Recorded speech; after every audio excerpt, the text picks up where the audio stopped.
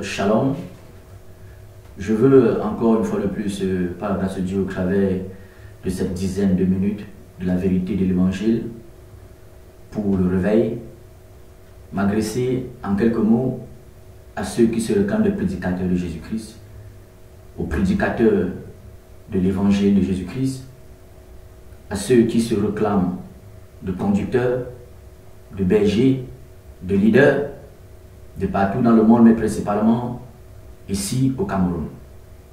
C'est pourquoi toi qui vas écouter cela, c'est très court, c'est pas très long, c'est pour t'inviter aussi à partager cela, n'est-ce pas, à tes amis sur Facebook, sur les réseaux sociaux, à partager cela même à tes conducteurs, afin que tous ensemble nous puissions nous tenir comme le Seigneur, n'est-ce pas, le désire, pour que le véritable réveil soit vécu tous les jours dans nos vies, dans la vie de chaque chrétien, de manière collective, de manière individuelle, dans notre quotidien.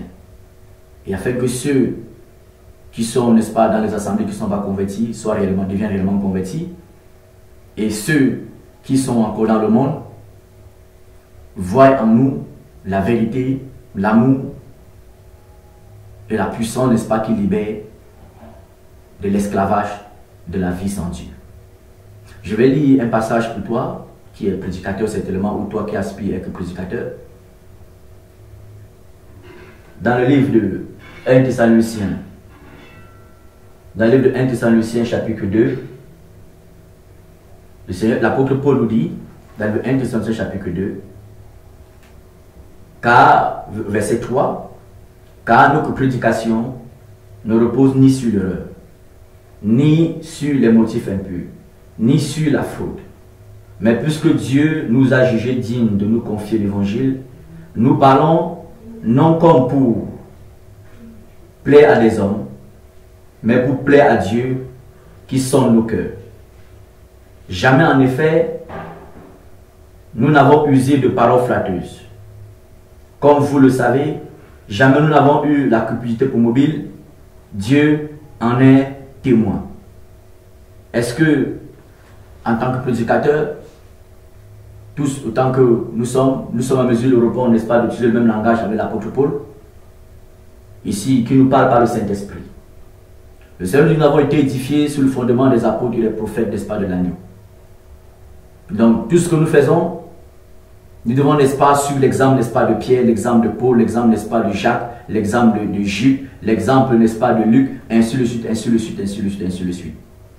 Parce qu'aujourd'hui, quand beaucoup de personnes aspirent, n'est-ce pas, à devenir prédicateurs de l'évangile, ils aspirent, dans la plupart des temps, principalement dans notre pays, ici au Cameroun, avec, n'est-ce pas, des motifs impurs, avec le mobile de cupidité pour mobile la cupidité, souvent parce qu'ils ont vu beaucoup, n'est-ce pas, de leurs leaders, n'est-ce pas, être dans du n'importe quoi, ont vu beaucoup de leaders être, n'est-ce pas, dans des choses, n'est-ce pas, qui n'ont rien à voir avec Dieu, tout en se cachant derrière le nom de Dieu, derrière le nom de Jésus-Christ, pour, n'est-ce pas, arriver à leur propre fin terrestre.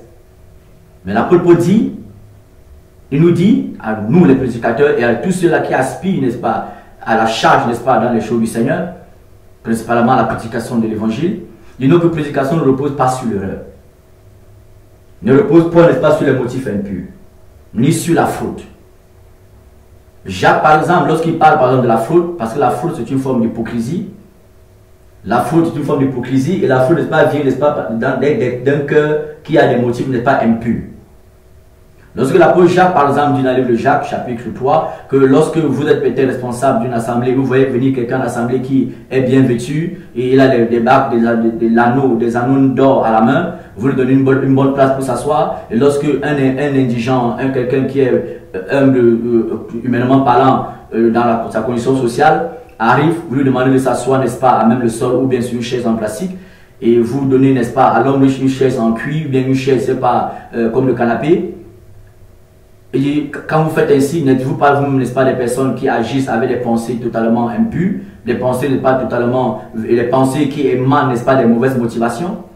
Mais lorsque, n'est-ce pas, vous faites cela en assemblée, les personnes, n'est-ce pas, qui sont nantis financièrement, c'est les personnes à qui vous rendez visite, c'est les personnes qui ont les places de prédilection en assemblée, c'est les personnes, n'est-ce pas, qui ont, n'est-ce pas, les nominations. Est-ce que vous pensez que vous êtes conduit par le Saint-Esprit? Vous n'êtes plus conduit par le Saint-Esprit, vous êtes conduit par votre propre chair. D'accord? Voilà, l'apôtre Paul dit, notre prédication ne repose ni sur l'erreur, ni sur les motifs impurs, ni sur la fraude. D'accord? Et il vient ici, nous parlons, nous n'avons usé de paroles flatteuses envers qui que ce soit. Donc l'apôtre Paul nous interpelle au travers, n'est-ce pas, de cet enseignement, d'accord? Que nous ne devons pas user de paroles flatteuses envers les personnes. Et ici, tout autour de nous, dans ce pays, beaucoup, n'est-ce pas, de prédicateurs prêchent l'évangile avec des motifs impurs. Et parce que le cœur est impur, ils ne savent pas Dieu avec un cœur pur. Peut-être ils ont servi Dieu avec un cœur pur jadis, mais en ce moment, parce qu'ils sont tombés dans la séduction, n'est-ce pas, de la gloire, n'est-ce pas, des hommes, de la gloire de la terre, ils prêchent l'évangile maintenant avec des paroles flatteuses. Ils oublient que l'apôtre Paul toujours dit à Timothée, prêche l'évangile à toute occasion favorable ou non. Parce qu'il viendra un temps où les gens ne supporteront plus la saine doctrine. Ils ne supporteront plus la saine doctrine. Ils vont plus aimer qu'on leur parle de leur péché, qu'on leur parle de leur mauvais caractère, qu'on leur parle, n'est-ce pas, de se soumettre, n'est-ce pas, à l'autorité de Dieu. Qu'on leur parle, les femmes ne supporteront plus, n'est-ce pas, qu'on leur demande, n'est-ce pas, de se soumettre à leur mari.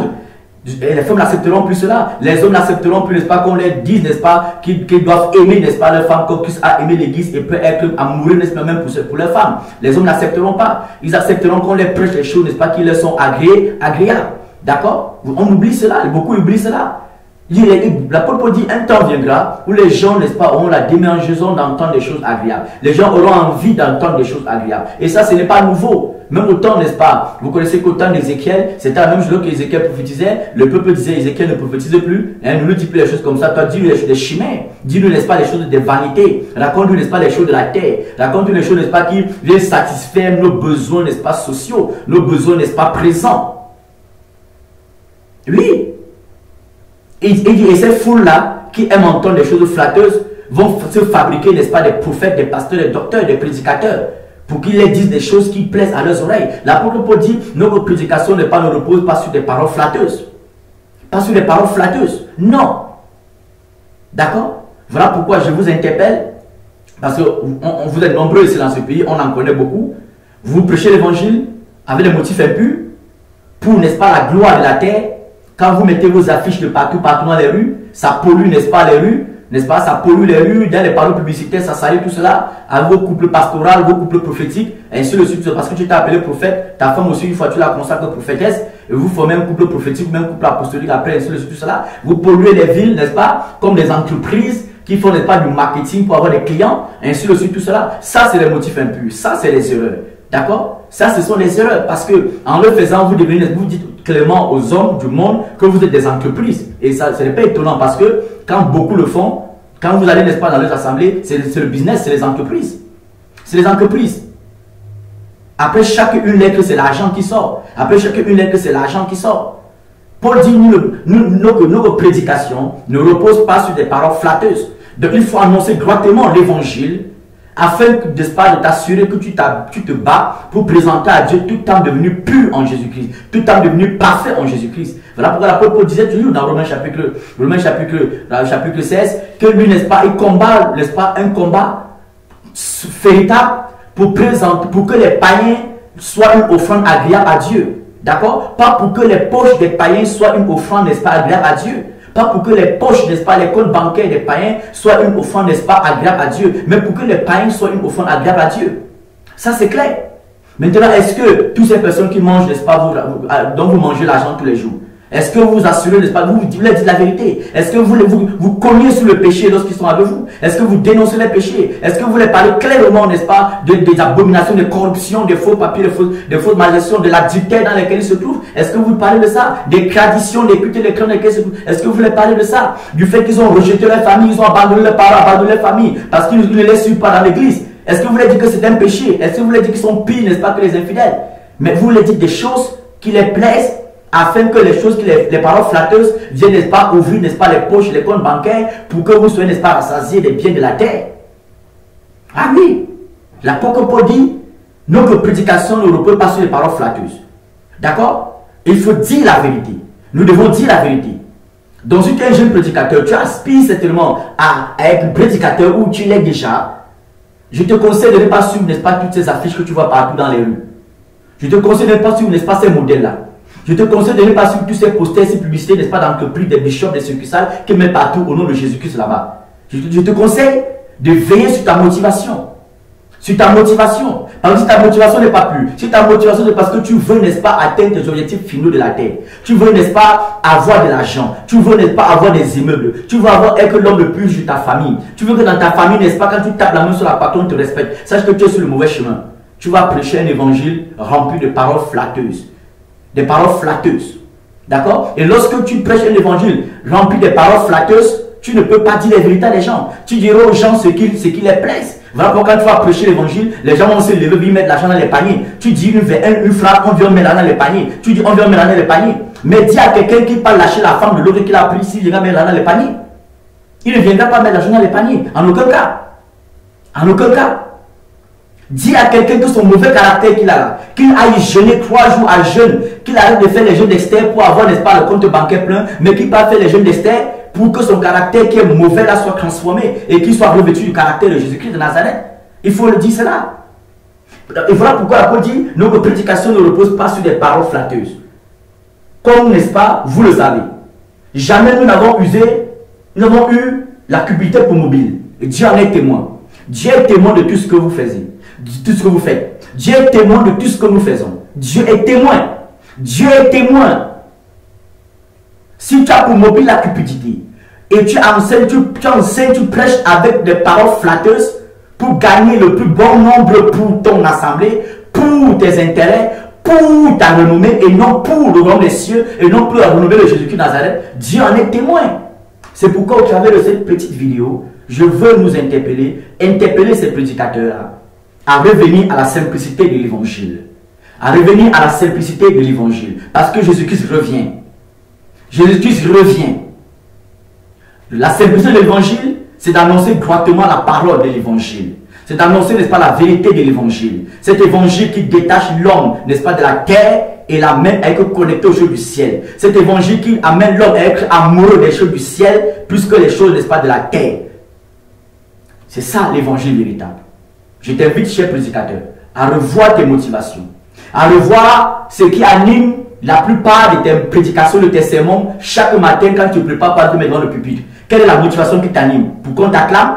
Pour que la corbeille soit pleine? Pour que tu aies les présents, les offrandes après? C'est ça? Ou bien pour que personne, n'est-ce pas, ne vienne dire que pourquoi tu es dans telle chose, telle chose. Si c'est ça tes motivations, sache que tu prêches l'évangile, ta prédication est fondée sur l'erreur, sur la faute, sur l'époux et sur la cupidité. Animée par des paroles flatteuses que tu agresses à des hommes et des femmes, que c'est tellement Dieu envoie vers toi pour que tu sois un instrument pour leur délivrance, pour leur connexion véritable au ciel. Donc arrête de localiser les gens n'importe comment, mais localise le péché, les mauvaises habitudes dans la vie des gens, et tu serviras véritablement le Seigneur. Parce que c'est le péché qui sépare l'homme de Dieu. C'est les mauvaises habitudes, les mauvais caractères des hommes et des femmes qui séparent l'homme, n'est-ce pas, de Dieu. Qui séparent l'homme, n'est-ce pas, des bienfaits de Dieu. Qui privent l'homme de certains bienfaits de Dieu. Revenons à l'évangile pur. Le Cameroun a besoin, n'est-ce pas, de l'évangile véritable. Le Cameroun a besoin, n'est-ce pas, des hommes, n'est-ce pas, de réveil. Pas des hommes qui font le one-man show. Non, le Cameroun a besoin des hommes de réveil. Des hommes, n'est-ce pas, qui prêchent la vérité. Et si tu n'es pas encore parmi ces hommes-là, tu n'es qu'à tomber. Je ne dis pas si tu cries tous les dimanches, ce n'est pas ça le réveil. Le réveil, c'est de prêcher l'évangile comme l'apôtre Paul l'a demandé. Le réveil, c'est de vivre l'évangile comme l'apôtre Paul, n'est-ce pas, le vivait. Comme les pierres, n'est-ce pas, le vivaient. C'est ça le réveil. Ça amène les gens à prendre conscience que le Seigneur Jésus-Christ revient. Et nous devons tous nous préparer. Shalom. Dans le nom de Jésus-Christ de Nazareth.